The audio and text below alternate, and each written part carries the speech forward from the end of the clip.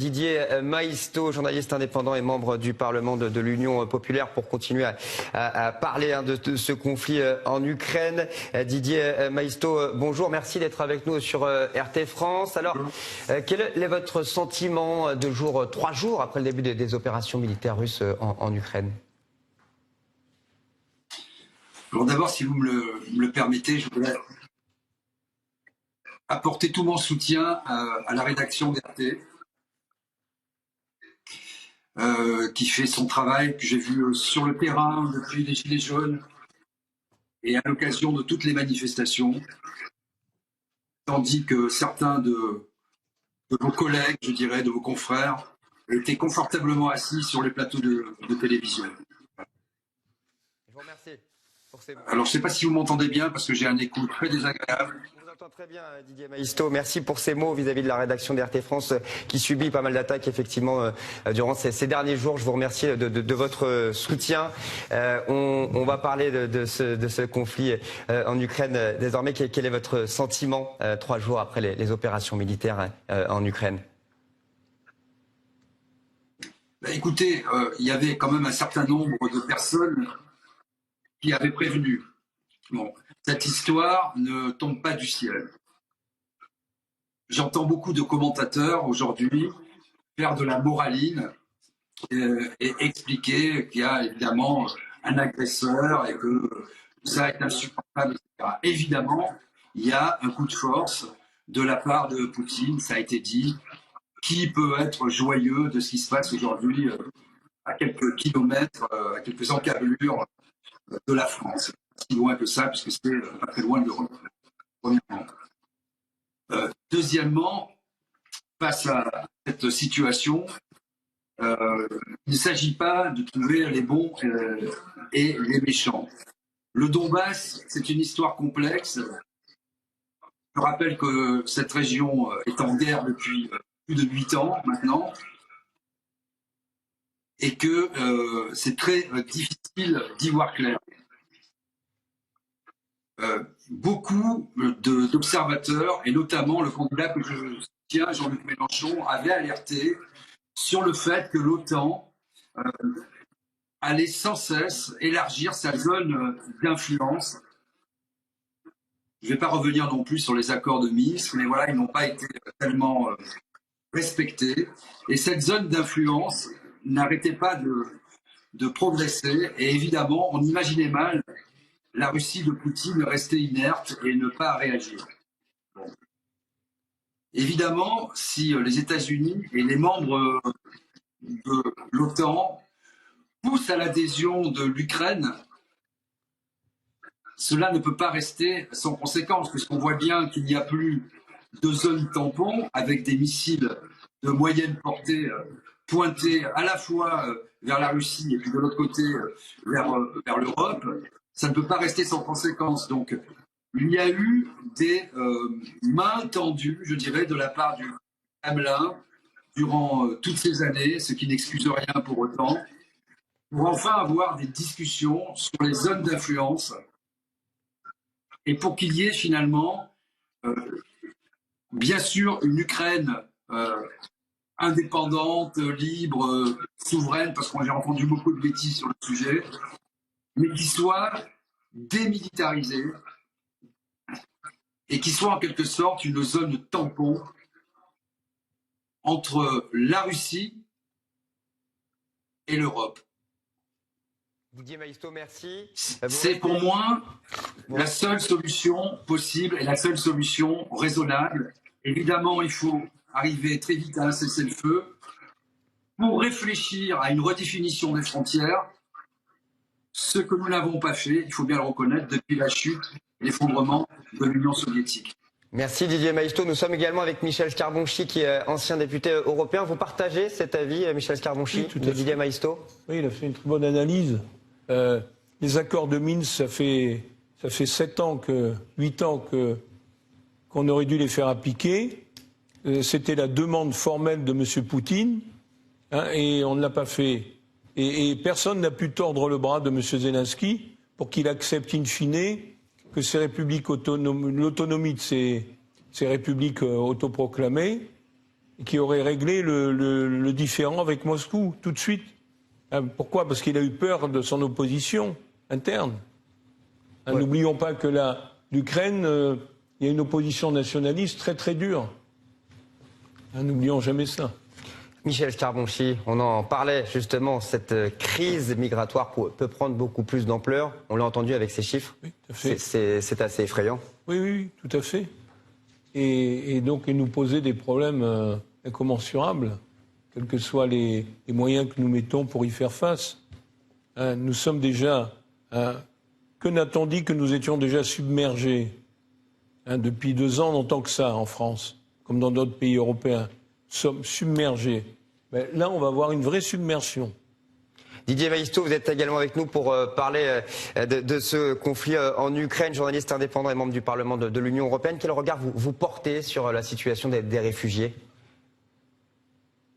Alors, de l'Union populaire européenne, ça viendra peut-être un jour. Alors, je suis d'accord avec ce qui vient d'être dit. Des millions de gens vont être contraints de fuir. Parce qu'il faut voir, moi j'entends un certain nombre de bobos dans les rédactions parisiennes que l'on voit sortir à la moindre odeur de poudre, que ce soit pour la Libye, la Syrie, les Bernard-Henri Lévy, aujourd'hui les Glucksmann, qui sont là en bombant le torse entre Bastille et République, descendant de leur vélo et incitant tout le monde à aller faire la guerre contre les chars russes. Il faut voir toujours que si on a les moyens de ses ambitions.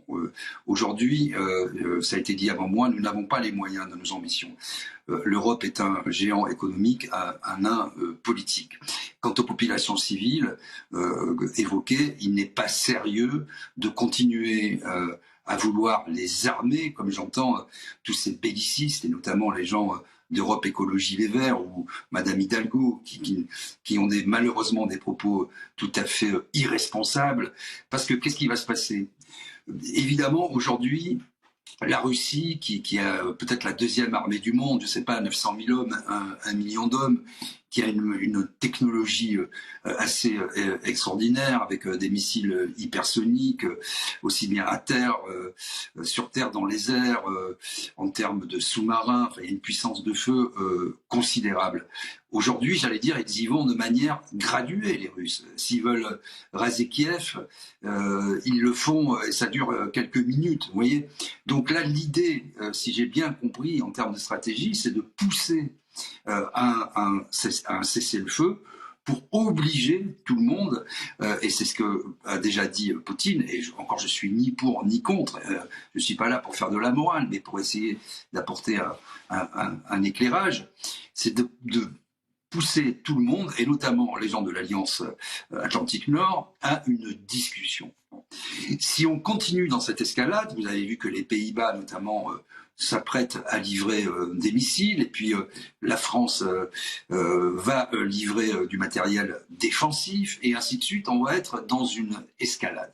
Rien n'arrêtera M. Poutine, qui ne veut pas que l'Ukraine et que tous les autres pays, il y a d'autres pays aussi, des pays baltes ou plus bas, etc., qui sont dans cette zone, je dirais, que j'appelle moi zone tampon, qui ne veut pas que ces pays soient sous l'influence, disons-le clairement, des États-Unis. Donc, pousser toujours à armer les gens, les civils dans la rue, où, premièrement, c'est irresponsable parce que ça amène des braves gens qui sont patriotes, héroïques, oui, qui défendent leur pays parce qu'il y a un sentiment national très fort, parce qu'il y a beaucoup de fierté en Ukraine. C'est les pousser au casse-pipe. C'est facile de faire ça dans un bar parisien, c'est beaucoup plus confortable.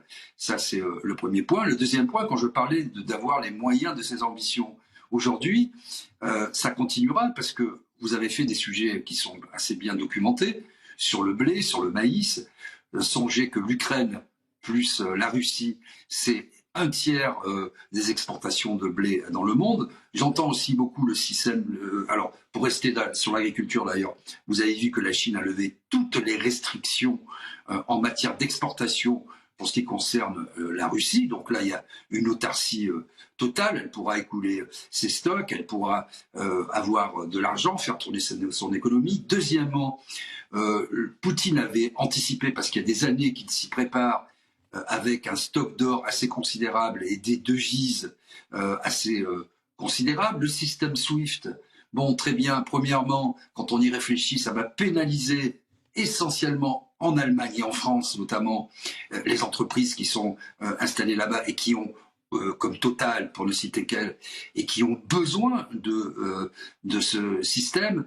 Pour rester, deuxièmement, sur le système SWIFT, vous savez que les Chinois sont dans un système alternatif de traitement comme ça de toutes les données confidentielles en matière de finance et de commerce international sécurisé, qui est particulièrement au point en voie de finalisation et avec un rapprochement de plus en plus fort avec la Russie. Donc par notre attitude, il faut voir quand même, et je salue Hubert Védrine qui a toujours cette hauteur de vue qui nous fait grandement défaut aujourd'hui dans la classe politique française.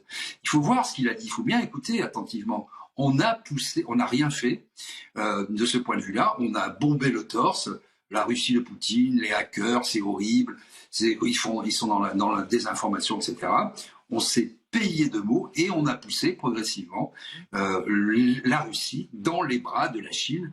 Et regardez ce qu'on est en train de faire, on assiste aujourd'hui à un nouveau Yalta, je le dis un peu de façon, en forçant un peu le trait, mais avec une zone d'influence des États-Unis qui veut toujours accroître son influence. C'est d'une certaine façon une réécriture de l'histoire. C'est le nouveau Yalta. La Chine qui entend jouer tout à fait son rôle et qui fait des rapprochements stratégiques avec la Russie, et l'Europe qui est à la fois divisée, qui ne parle pas d'une même voix, qui n'a pas de défense européenne. Ça fait 30 ans, moi, que j'entends parler de cette défense européenne, et il faut bien le reconnaître, des organes de décision, que ce soit l'ONU ou d'autres organes, qui sont totalement inefficaces, comme l'Union européenne. Et je salue pour une fois, c'est peut-être la seule fois de ma vie où je l'ai fait hier, l'intervention de Nicolas Sarkozy après son entrevue avec Macron sur le perron de l'Élysée, en disant que le G7, le G20, l'ONU, tout ça, l'Union européenne, ça ne fonctionne plus. Merci. Donc voilà. Vous restez avec nous pour Carbonchi, ancien député européen. Vous êtes avec nous sur ce plateau. Alors on vient de l'entendre, ce conflit ne date pas d'hier, il date de 2014 pour ces personnes qui habitent dans cette région et qui vivent avec la peur au ventre. Bien sûr, tout à fait.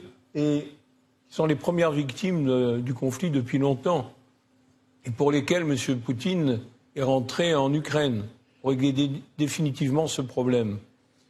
Alors ce qui m'inquiète, mais ce qui est fréquent dans les guerres, c'est que souvent on cible les civils pour accuser l'adversaire de les avoir éliminés. Et ça c'est grave, mais c'est terrible ça. Mais ça fait partie de la barbarie des guerres.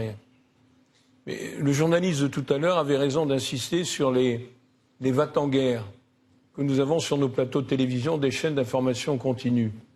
Pas la vôtre, hein, mais les françaises, et qui sont Bernard-Henri Lévy, Glucksmann, passent leur temps, comme souvent les gens, vous savez, les gens qui n'ont jamais fait la guerre, ils n'ont jamais tenu un fusil, ce sont les pires dans ces cas de conflit. C'est-à-dire, ils voudraient qu'on aille se battre, ils voudraient que les gens se fassent tuer, etc., parce que ça fait partie de leur doxa. Et donc ces gens-là sont moi, je suis outré qu'on leur donne la parole sur les plateaux de télévision. D'abord parce qu'ils n'ont pas grand-chose à dire, et ensuite parce que ce sont des fauteurs de troubles. Merci beaucoup, Michel Scarbonchi, d'avoir été avec nous sur ce plateau. C'est moi qui vous remercie. Vous êtes un ancien député européen, je le rappelle.